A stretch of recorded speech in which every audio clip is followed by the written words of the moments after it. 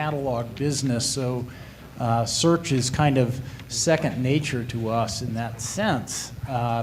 And the notion of tying the dollars you're spending to the ultimate revenue that it drives is very much, a core belief of ours.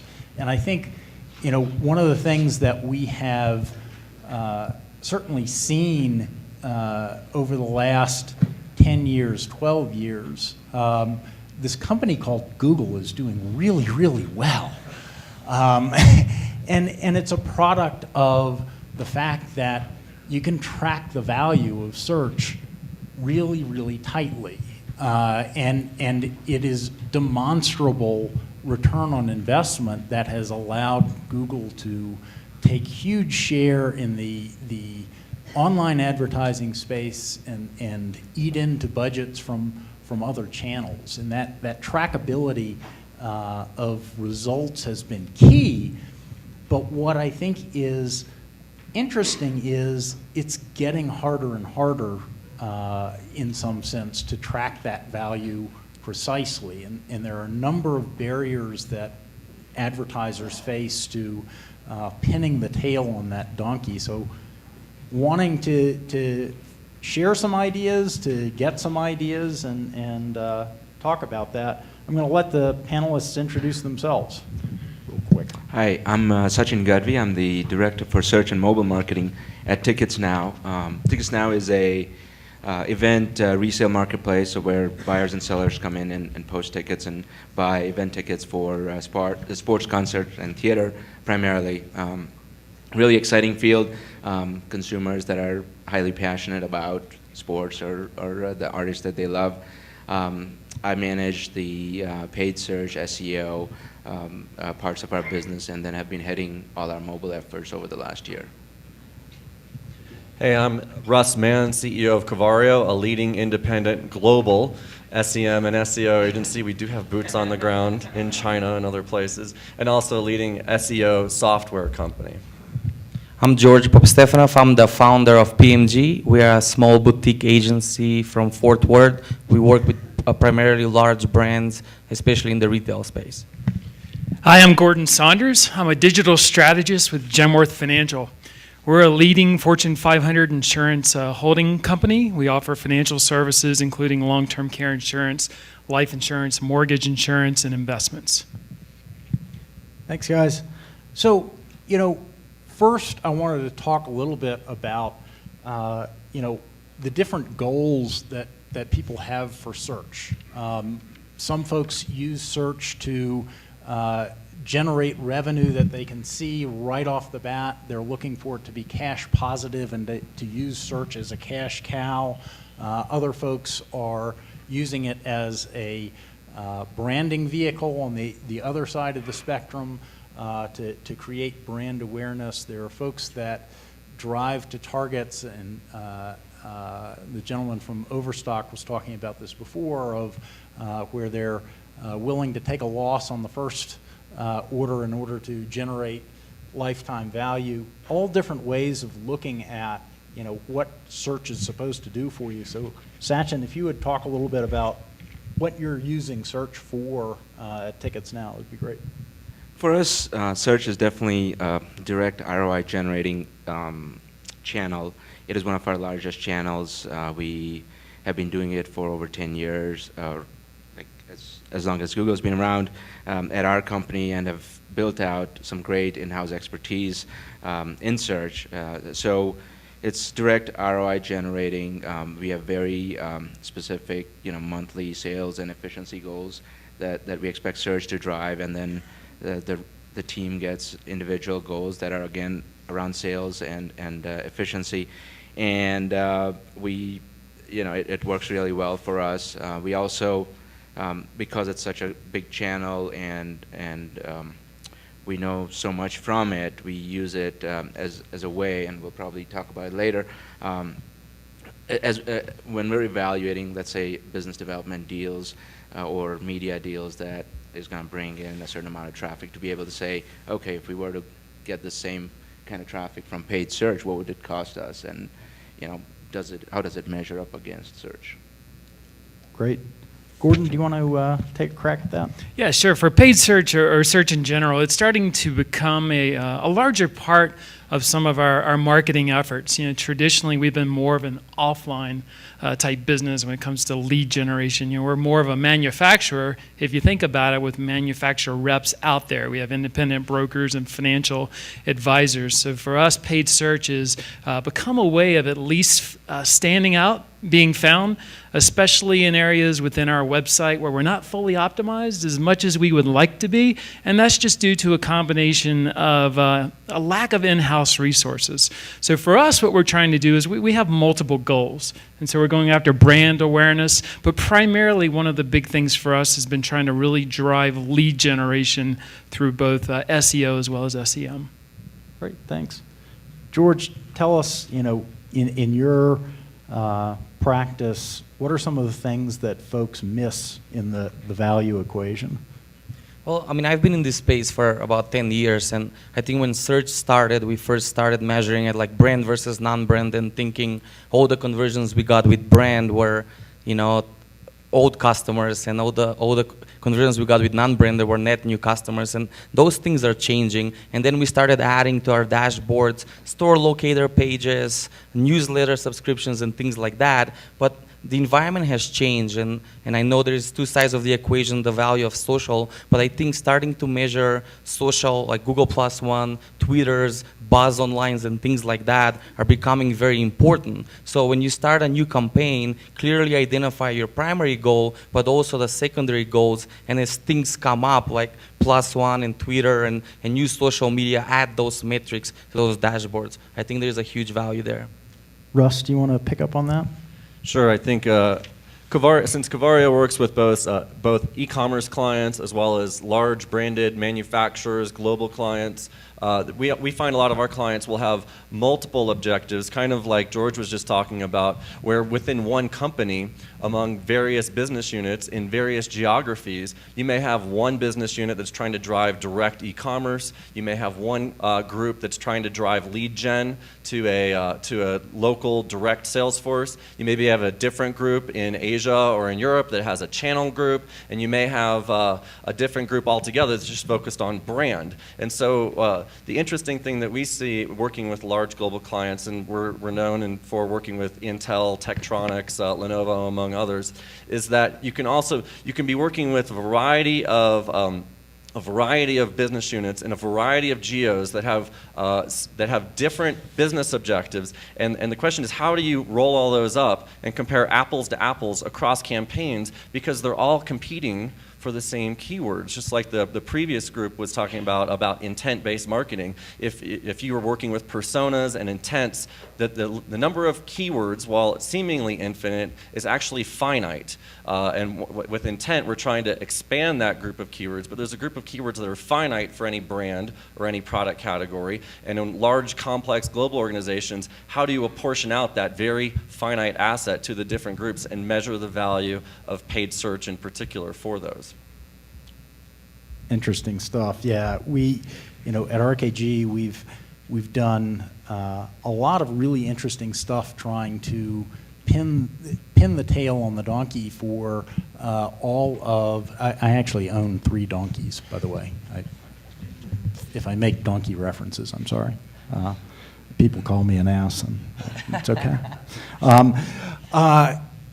So, one of the things that we've tried to do with a lot of clients is get really, really granular with our understanding of value. That, let's not just look at sales for our e-commerce clients, let's look at margin dollars driven by search, because not all sales are created equal. Let's look at customer types driven, and you might find that different keywords tend to drive more business customers or more government customers or more consumers than others. You might have different lifetime value considerations for the types of purchases. You may have different targets based on the kinds of orders or the kinds of leads that you get.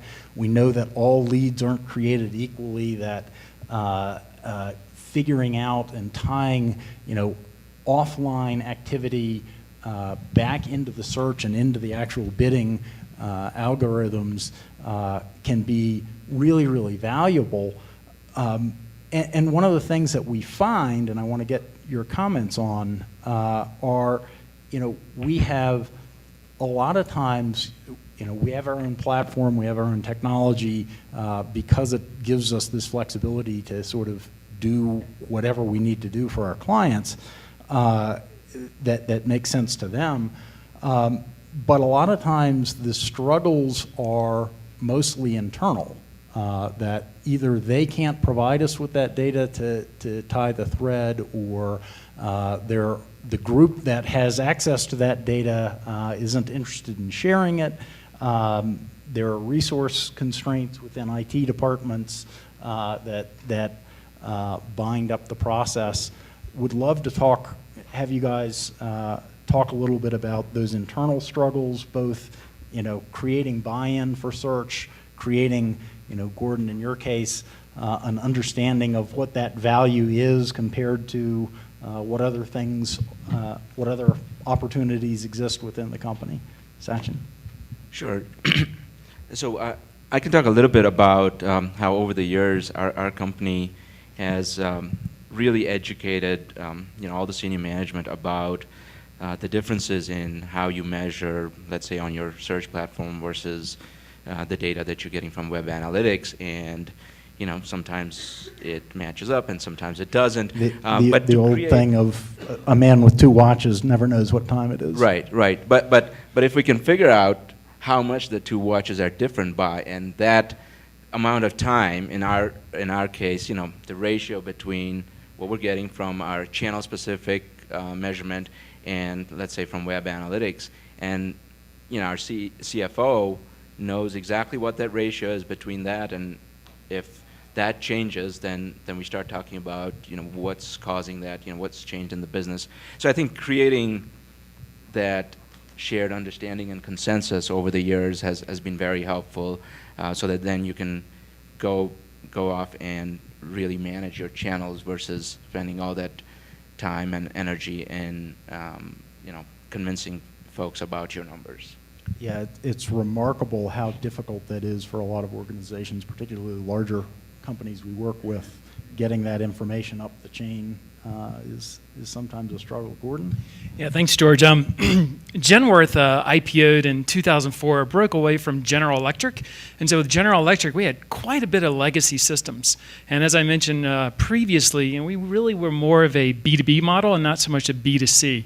So when it comes to trying to measure what's the value from paid search and getting people, or organic for that matter, through the pipeline, it's really some of those legacy systems and making sure some of those tracking codes or codes actually go through the process. Because what we find is that once we hand it off to our CRM tool that then goes to an agent in the field, they sell a policy or disposition it, it's ensuring that it flows back through all the systems.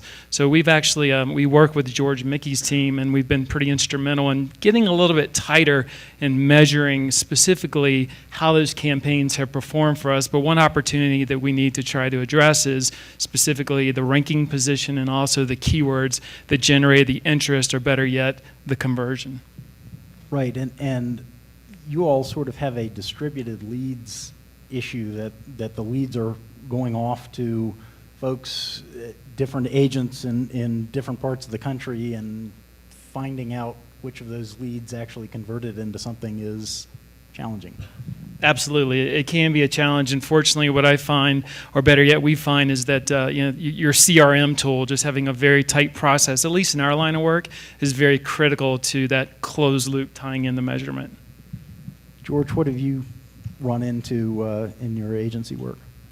I think from our perspective, we've had struggles, and I believe this day and age, data transparency and different technologies collaborating and working together are just, it's happening more and more. I mean, in the past, you couldn't get your site analytics and integrate with DoubleClick or any other paid search providers they use, but now they're kind of all working together. And so what we've seen in the past from some of our clients is really showing them the value of what data they're gonna get if they work with their sales team, if they work with their internal marketing team or their IT team, showing them the value of the demographics and showing them the value of the data they're gonna get if they provide us with those multi-touch points, what happens when people go to the stores, what happens when people go on offline. And one particular example I have, it's a huge sports manufacturer in the United States. Actually, they hired an outside company that just did data analytics for them, showed them the value of that. We kind of started a conversation and handed it off to the expert, and we've had a lot of success of being able to see the multi-touch points between people coming to the store, using applications, going to the site, and things like that. And once an organization buys into this process, it's really a beautiful thing because you get a lot of insight in what works, what doesn't. Russ? Sure. So I think that, well, there's two kind of parts to this question. One is the tactical question of how do you implement this? How do you bring in the data from touch points across systems? And then strategically, the question is how do you make a difference? And so tactically, for example, with our clients, we have a solution. I mentioned we're also a software company where we've created a scoring system where we help clients assign point values to all the different actions, conversions they're looking for, whether they be e-commerce or whether they be lead gen or brand type KPIs, et cetera. And through that scoring system, and there's weighted averages and scores, you can roll those up to do that apples to apples comparison that I was mentioning before. And of course, just like some of the other panelists have now mentioned, it's critical that this isn't done in a vacuum. You need to tie this into your ComScore metrics or your Omniture or your Google Analytics metrics or your CRM metrics, because none of these systems can live in a vacuum. So, and the interesting thing is when you start doing that, and then in the day-to-day, I know a panelist earlier talked about how terrible it is to be a SEM these days because the work is overwhelming, and outside of just managing your millions of keywords in AdWords, you also have tagging problems, of course, with tagging all your pages, and cookie problems. So how do you ever make sense of all of this? So you might end up with more than 2 watches. You might have 5 different watches, right? So the truth is out there. It's somewhere in the triangulation. But the good news is, especially for folks who work at larger companies, and I know another panelist again earlier today mentioned moving the needle. It gets down into thinking in orders of magnitude. I've commented before about there are people who are right of decimal thinkers and there are people who are left of decimal thinkers. And so a right of decimal thinker is thinking significant digits to the right of the decimal. How many, pennies per click or how many basis points. Obviously, on some of those metrics, a 0.1% difference in your click-through rate can make a huge difference. But really, when you're talking to CEOs, CMOs, CFOs about budget, about efficiency, about ROI, they're thinking in terms of left of decimal and orders of magnitude. Are you talking about 1 million or 10 million or 100 million or 1 billion? And so when you're doing when you're trying to roll up these multi-objective campaigns, if you're thinking in terms of orders of magnitude, then a little bit of right of decimal disparity when you're trying to aggregate these different systems isn't going to really make a big difference when you get to the strategic point of where should we allocate budgets and how much more do we need. Yeah, there is definitely an issue of a false sense of precision that, I'd rather be directionally correct than precisely wrong. Yeah, exactly. Yeah, I've always made the argument that the people who are the most comfortable with numbers and really get numbers are the ones who trust the numbers the least because they know what goes into them. But it's interesting. We've even seen, and I'd love to take a hand poll of the advertisers in the audience to see if you face this. We've seen interesting issues with sort of internal silo challenges between departments where management by objectives, their bonuses are tied to certain objectives that don't necessarily make any sense. We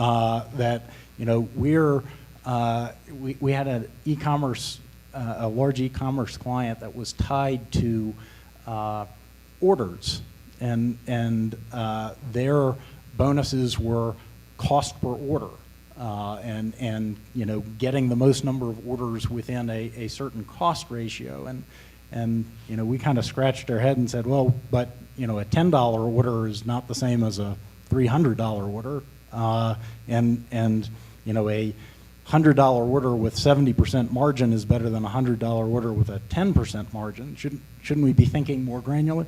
Well, yeah, but our bonus is tied to this, so we don't care about optimizing to that level. So, have you all experienced that kind of internal fighting within departments for either credit, for budget? Yeah, it's interesting, and I think it particularly gets keen when we start talking about the impact of multiple marketing channels. We know that people interact with more than one channel, more than just paid search. They interact with your email, with your social stuff, with your display advertisements. Figuring out how to parse credit for that, figuring out what the right mixture of those are, can really get into turf battles internally.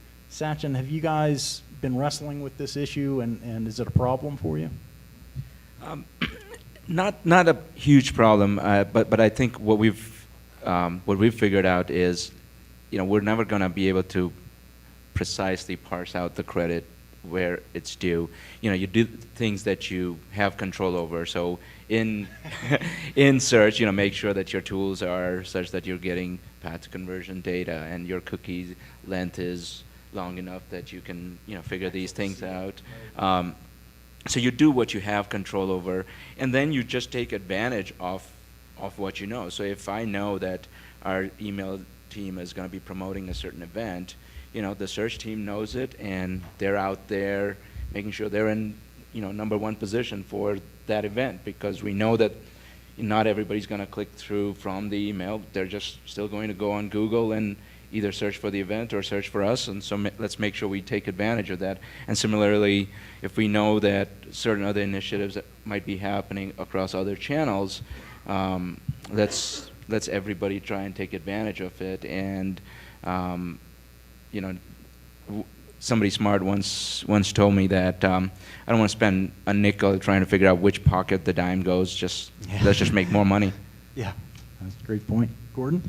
Yeah, from attribution management, that does get to be a challenge. Traditionally we're more of an offline marketing company, going more so in online recently, and starting to invest in our website and invest in mobile technology, and in particular being found through search, whether it's organic and paid search. And so we're very much a funnel structure, because when you're buying long-term care insurance or life insurance, these can be big ticket items. So it's not like an e-commerce model where you're going to just come directly into a shopping cart, purchase, and get out. So we have folks that go through paid search just to, one, find who you are, what your brand is, and what that need is, or that solution to satisfy my need. But then they'll come back to the website and start to learn about, well, who is Genworth, and who's this relationship they have with ARP, and how can long-term care insurance help me? So as they start to go through that funnel, one of the big challenges that we have internally is, well, who gets the proper credit for that sale? And so we have, at least at Genworth, it can be a bit of a challenge, and the different organizations of who gets credit. Yeah, particularly if paychecks are tied to it. We have our own attribution solution, and on a number of occasions we've gone into organizations to say, look, we will help you tease this stuff out, and they've said, yeah, we're not interested, because ultimately, the silo view where we all take credit for anything that we touched, whether it was the first interaction in a chain of 5 or not, even if we're all taking credit for 140% of the leads that are taken, we'd rather see it that way because our paycheck's tied to it. It's interesting stuff. I think one of the ways organizations should look at it is to say, really try to figure out the impact of all these different channels. So one of the ways we looked at it in a previous job I was in on the agency side for a client is just take all the different channels that the client is using and then figure out the intensity of each. So if it's TV, then the GRPs or whatever the measurements are, the ratings. If it's print, then the intensity of that, and then try and Google or just in general, the search engines give you such a rich set of data to be able to say, hey, did your brand searches go up when the intensity of all these different channels was high, or of a particular channel was high, and then can you, using regression, try and get a little bit more of a precise measurement to say, okay, when I do TV, my brand searches go up by this % or whatever.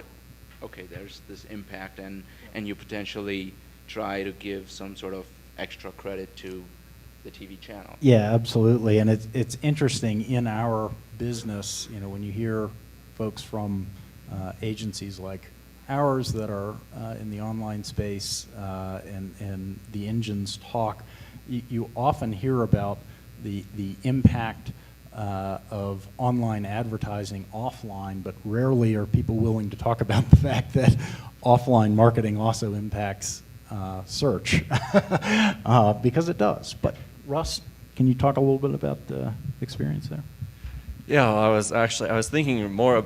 You just mentioned we've helped some clients actually do exactly what you said, measure the value of their TV ads.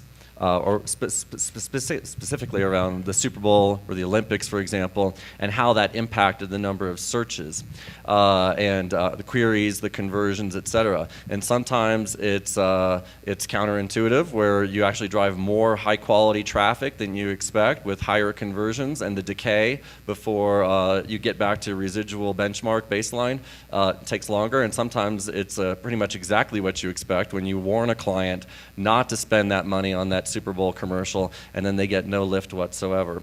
But the interesting thing that comes back to is it kind of goes back to the bigger point of the great thing about search and paid search in particular is that we have more metrics and deeper metrics and more data than any other of the media disciplines. Our CMO dashboards bring in display metrics, broadcast metrics, buzz metrics, and in certain disciplines they have a lot of metrics, but they don't even really yet understand how they lead to real ROI. Where in search we have that benefit. So it's a bit of a benefit, it's a bit of a curse, because then you start to see potentially plateaus of efficiency, and we draw efficiency curves for folks showing where you start to plateau. But here's where you as search marketers, and more than just as search marketers, as business people, I'd be interested to ask, how many of you expect to make, this is Search Insider Summit, how many of you expect to make search your career for your whole life? You're going to be a search expert in marketing, and how many of you expect to eventually be, many of you already are, I believe, directors of digital, VPs of digital, and eventually the CMO, possibly CEO. How many of you expect to be pure search marketers for your entire careers? None, right? And one, okay. But so when you have all this data, as in your current role as owning the search budgets or more, you get what you give up, all right? So if you can show, hey, we can show that the display budget added lift to the search results, or the TV added lift, then you're working in a collaborative fashion, and you can actually start to be a leader among all the digital marketers or all of the marketers, and you start thinking for the business as opposed to your particular budget, and that's how you're going to get you're going to expand the budgets for yourself, for the overall marketing group, and you're going to convey the value of paid search and of digital, for that matter, to, again, your CEOs, CFOs, and CMOs who aren't as steeped in these metrics. Right. So, and the top brass starts getting that buy-in. Exactly. That, hey, this person is actually looking out for the business as a whole, not just their own. Right. So didn't want to ramble, but I wanted to kind of get out of talking about paid search in a silo and talk about how we can integrate all of these disciplines, but how it can help you with your careers as you navigate the politics of your companies as well. Yeah. George, did you want? Oh, sorry. Go ahead. No, go for it. And the other area where,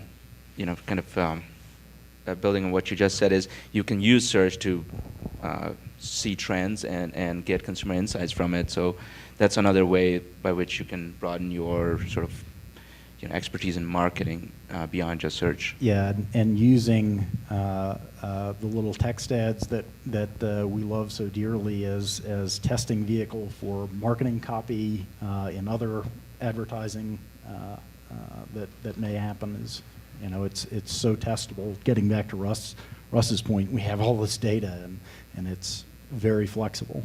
George? I think from my perspective, I'll take the other side of the equation, and that being that, as a digital marketer, every time you hear that people are moving budgets, as the keynote said, from TV or offline to online, we get excited. But at the same time, we know that offline creates value. It creates search queries online, and we can't forget that. And so going back to what Russ said, it is very important as marketers, as digital marketers, to work with our traditional team together to figure out what is the impact of all the offline advertising they're doing, being TV, radio, on search queries, especially during peak periods. One thing we know about offline is not instant, like it's online, so maybe planning ahead of time for peak periods and things like that. And typically, from our perspective, one of our brands that we work with in the lifestyle space, January through March is kind of their peak period from search queries, and really we've seen an impact where TV has been heavy in December after Christmas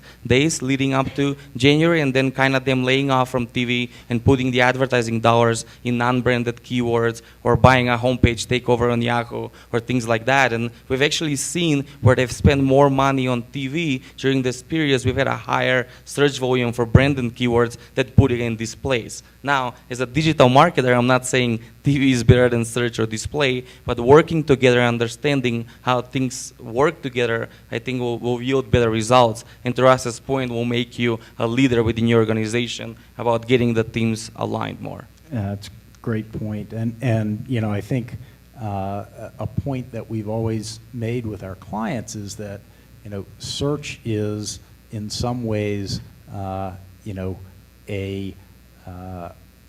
rain barrel as opposed to a rainmaker. If nobody's searching on that term, we can't serve an ad. And if nobody is aware that you have a product that's a chair that's shaped like a hand, then nobody's going to search for it. And creating awareness using display, using television advertising, using radio advertising, more the push advertising, still makes sense, and it's always going to make sense.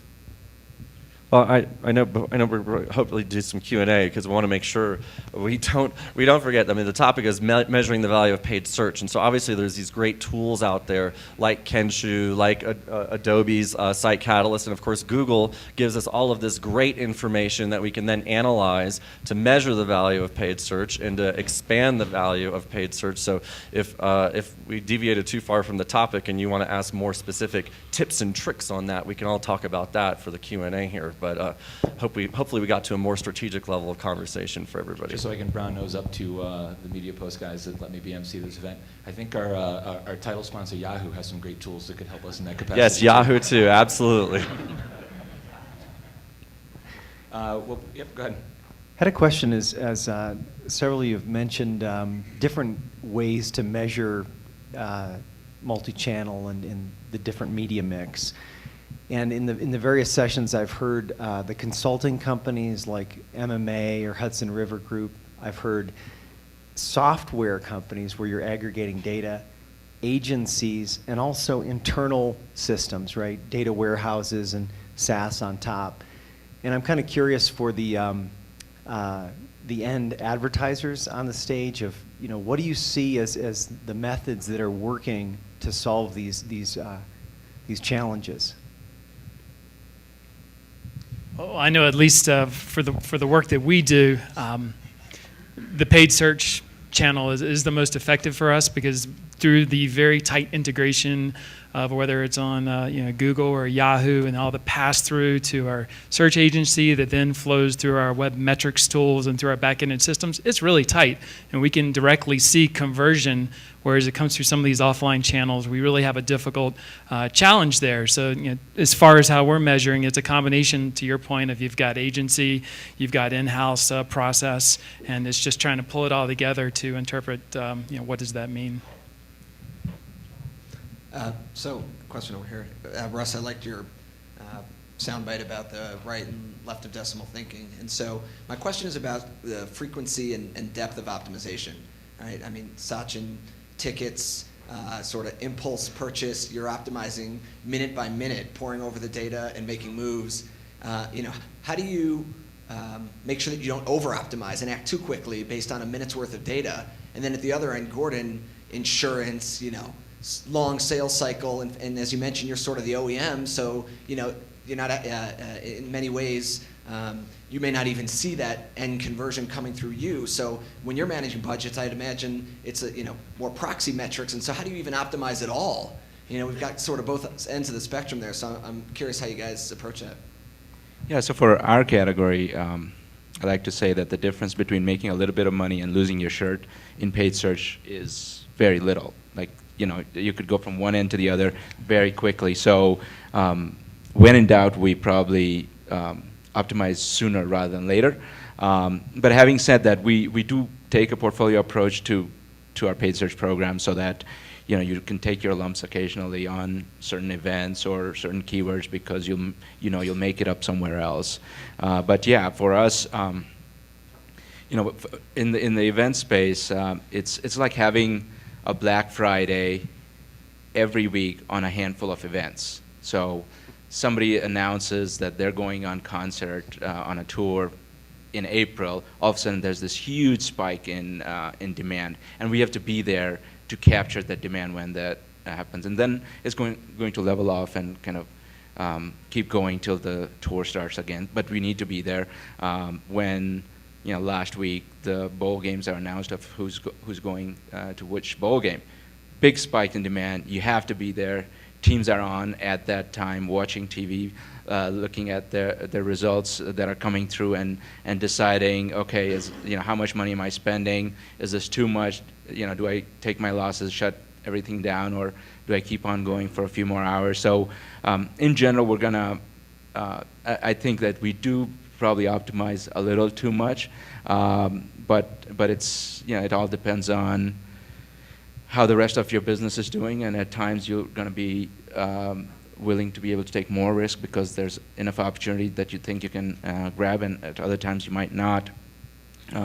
A big part of what we do is we have a bunch of partnerships. So we are also the NFL Ticket Exchange, where we're the official marketplace of the NFL. So having that branding obviously creates a ton of demand.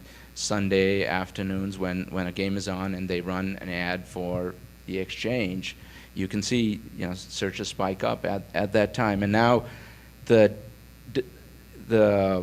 time difference between seeing things offline and seeing the impact on online is reducing dramatically, because everybody's got their tablet or their mobile phone, and so that's been also key to say you may not be capturing that demand on your desktop, but if you're capturing it in one of your other platforms, then you're still doing okay.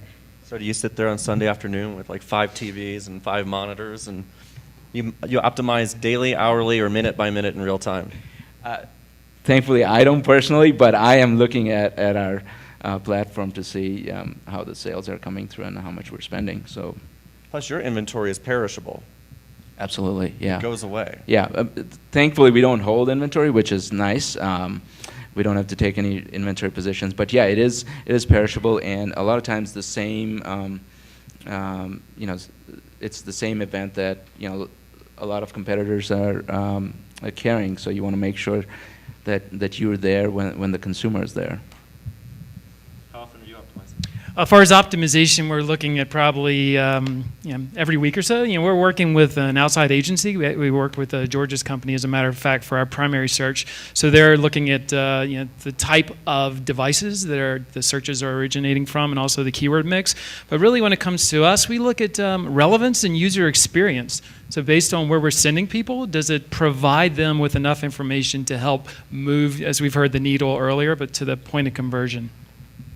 Yeah, and I would just add to that, we're setting bids hourly, but as you say, you have to be careful about which twitches you react to, and you can very much get into a game of reacting to noise rather than signal if you're not careful. Yeah, this is Hobson from Yahoo. Talking about the value of search, and ultimately, that's going to be where you spend your time, and this theme of optimization.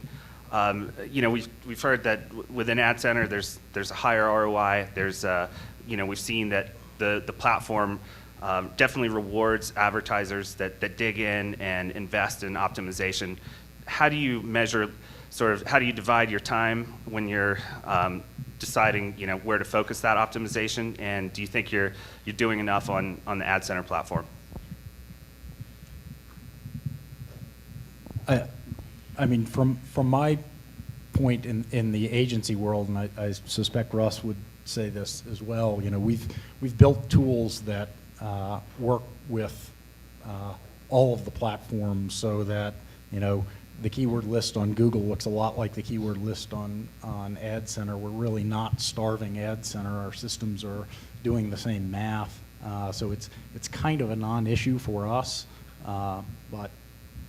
Yeah, I'd echo that. We want everything that we're doing in Google, also on Ad Center, and we want the second largest, alliance to do well also, because there needs to be enough competition there, and so as the volume that we're starting to get from it, after it was a little bit rocky, as I'm sure initially with the alliance, but over the months it has gotten better in terms of the amount of volume that we're getting from it, so we're really excited about it.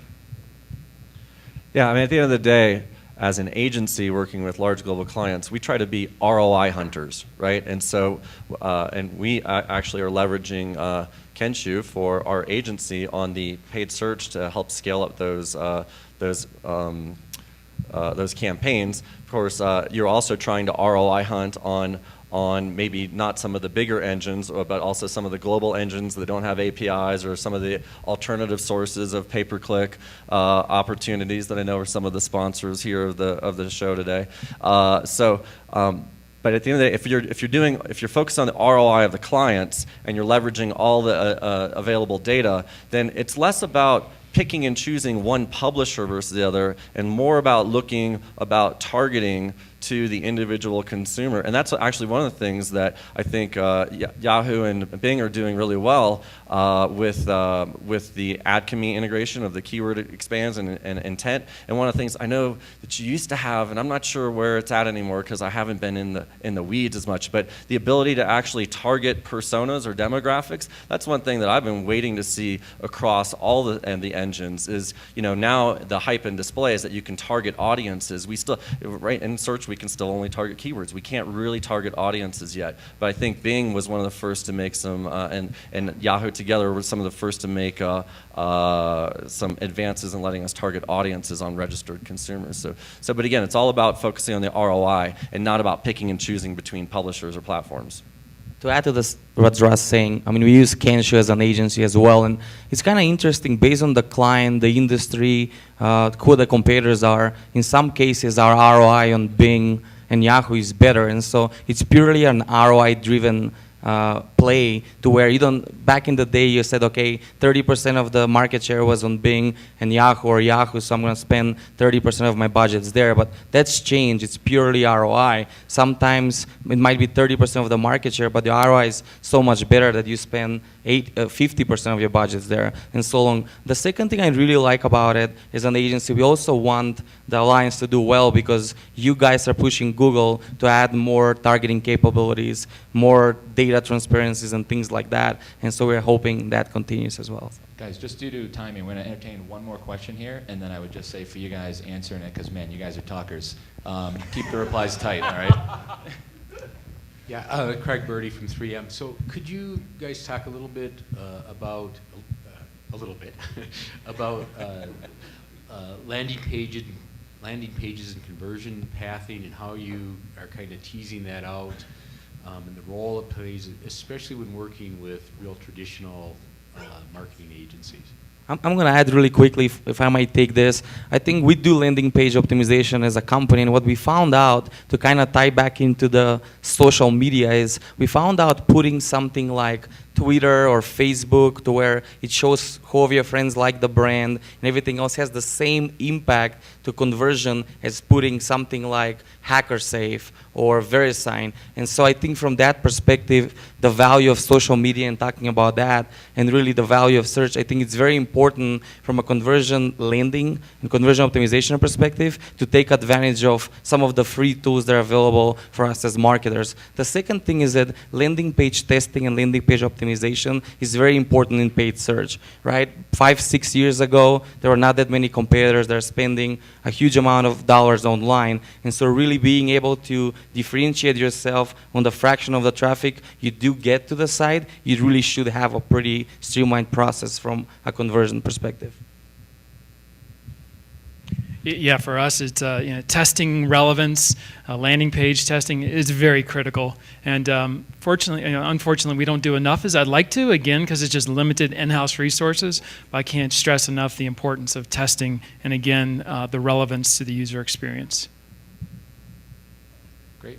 Awesome. Why don't we thank our moderator and our panelists?